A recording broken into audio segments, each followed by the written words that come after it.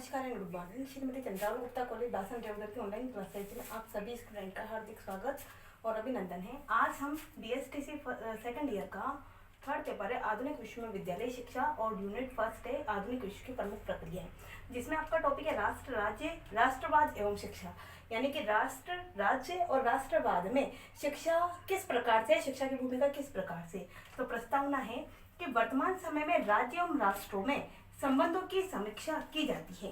वर्तमान समय में राज्य एवं राष्ट्रों में संबंधों की समीक्षा की जाती है, आलोचना की जाती है या इसकी गुण और दोष देखे जाते हैं, जिसमें हम ये देखते हैं कि राज्य सरकारों द्वारा राष्ट्रीय सरकारों, यानी राज्य सरकारों द्वारा राष्ट्रीय सरकारों अर्थात राष्ट्रीय सरकार से तात्पर्य केंद्रीय सरकार, राष्ट्रीय सरकार से तात्पर्य केंद्रीय सरकार के प्रति नकारात्मक प्रदर्शन किया जाता है। यानी कि मैंने आपको इस चीज का अर्थ बताया। समीक्षा का मतलब होता है गुण दोष देखना।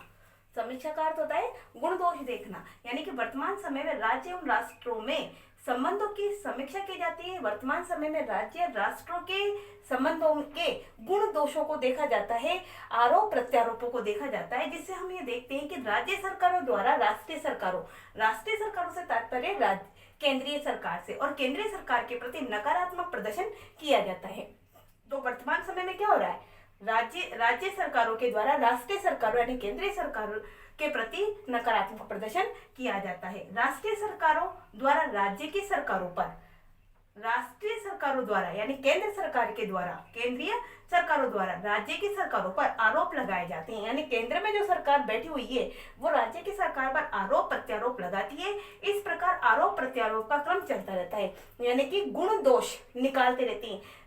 राष्ट्रीय सरकार यानी केंद्र की जो सरकार है वो राज्य के सरकारों पर आरोप लगाती है, उनके गुण दोषों को निकालती है, एक दूसरे की टांग खींचती रहती है। तो इस प्रकार आरोप प्रत्यारोप का क्रम चलता रहता है। शिक्षा के माध्यम से, किसके माध्यम से, शिक्षा के माध्यम से इन आरोपों एवं प्रत्यारोपों के क्रम को समाप्त किया जा सकता है। यानी शिक्षा ही एक अपनी ऐसी भूमिका निभाती है जिसके माध्यम से केंद्रीय सरकार के जो आरोप प्रत्यारोप राज्य सरकार पर लगाए जाते हैं, उनके गुण दोषों को जो बखान किया जाता है, दोषों का जो बखान किया जाता है, उनको दूर करना, उनको समाप्त करने का क्रम केवल शिक्षा ही है। तो इस प्रकार समाज में राष्ट्रवाद की स्थिति भी देखी जाती है, यानी कि समाज में राष्ट्रवाद की स्थिति भी देखी जाती है। इस राष्ट्रवाद के कारण अनेक राज्यों एवं राष्ट्रों का उदय हुआ।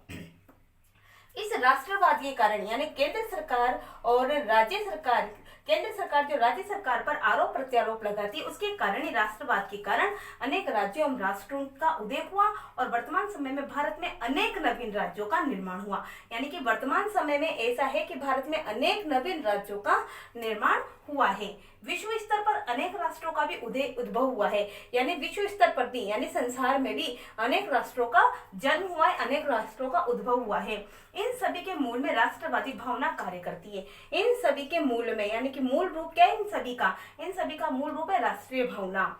राष्ट्रवादी भावना को उपयोगी आदर्श एवं सकारात्मक स्वरूप प्रदान करने में शिक्षा की अहम भूमिका होती है। यानी कि राष्ट्रवादी भावना को उपयोगी आदर्श एवं सकारात्मक स्वरूप प्रदान करने, सकारात्मक आकार प्रदान करने में शिक्षा की अहम भूमिका होती है और अतः राज्य, राष्ट्र और राष्ट्रवाद के संदर्भ में शिक्षा की महत्वपूर्ण भूमिका निम्न है। यानी कि राष्ट्र, राज्य और राष्ट्रवाद के संदर्भ में शिक्षा की महत्वपूर्ण भूमिका किस प्रकार से होती है, वो फर्स्ट पॉइंट है राष्ट्र एवं राज्यों के मध्य संबंधों में सकारात्मकता। यानी कि किस प्रकार से राज्य एवं राष्ट्रों के मध्य सकारात्मकता संबंध पाए जाते हैं। तो शिक्षा के आधार पर राष्ट्र राज्यों के मध्य संबंधों में सकारात्मकता उत्पन्न होती है। यानी कि शिक्षा ही एक ऐसा माध्यम है जिसके द्वारा राज्य एवं राष्ट्रों के मध्य सकारात्मक संबंध बनते हैं, जिससे राष्ट्रीय प्रशासन अपना दायित्व समझते हुए, राष्ट्रीय प्रशासन यानी केंद्रीय सरकार अपने दायित्वों को, अपनी जिम्मेदारियों को समझते हुए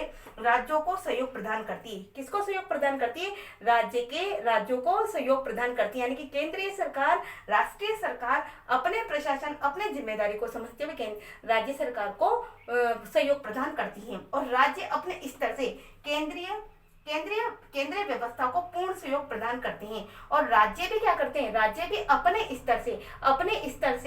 स्तर के अनुरूप केंद्रीय व्यवस्था को, यानी कि केंद्र की जो व्यवस्था है उसको पूर्ण सहयोग प्रदान करते हैं, उसको सहयोग प्रदान करते हैं। साथ में इस प्रकार राष्ट्र एवं राज्यों के मध्य आदर्श संबंध स्थापित होते हैं। इस प्रकार केंद्र तथा राज्य जब दोनों आपस में एक दूसरे को सहयोग प्रदान करते हैं तो उसे राष्ट्र एवं राज्यों के बीच में जो संबंध है उसमें सकारात्मकता उत्पन्न होती है। ये आपकी प्रस्तावना और फर्स्ट पॉइंट कंप्लीट हुआ। तब तक के लिए नमस्कार।